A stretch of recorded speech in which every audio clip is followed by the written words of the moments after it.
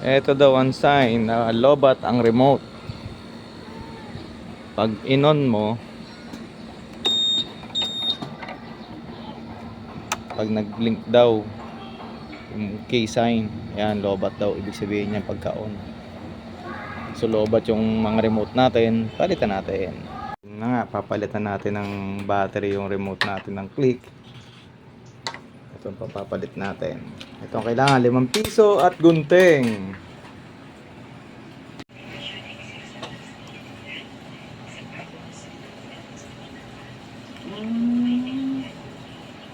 Tusok mo lang dito. 2 piso. Hihit.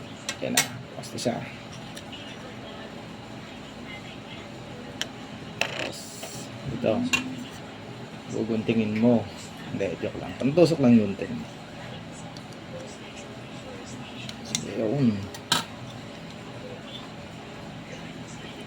2032.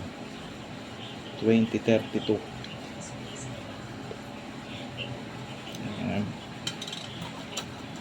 Nabili ko sa Office Warehouse Energizer 2032.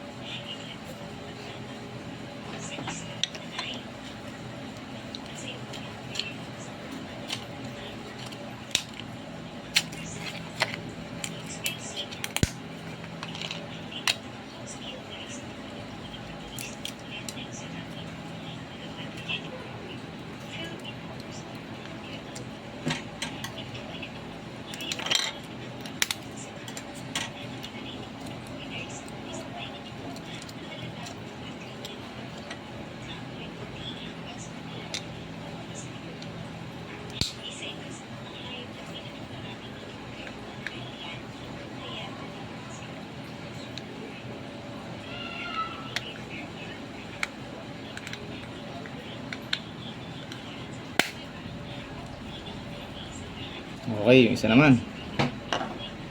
Isa naman. 5 piso ulit. Counterclockwise. Okay. Tusok.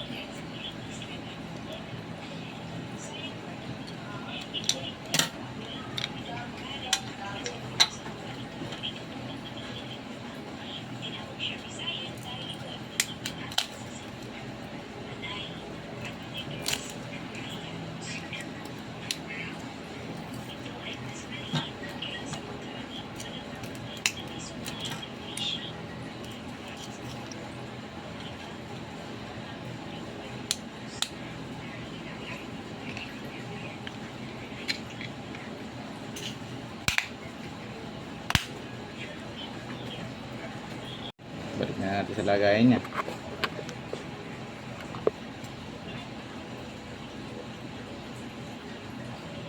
Kailangan mo yun ng rubber para pag umabagsak hindi nababasag.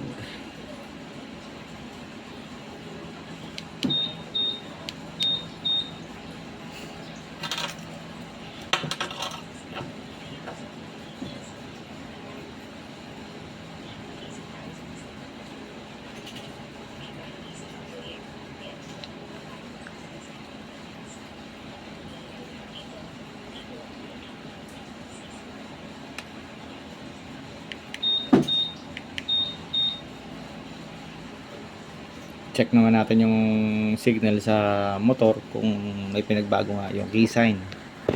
Pinagbago.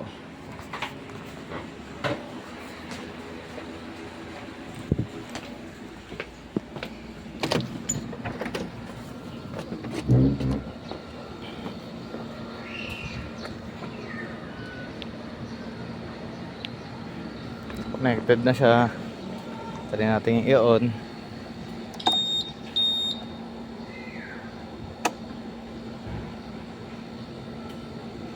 So hindi na siya nagbi-blink.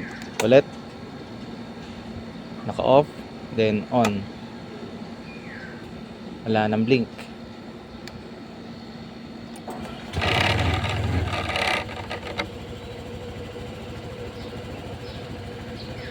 Ulit. Hindi na siya nagbi-blink. Out natin. On natin.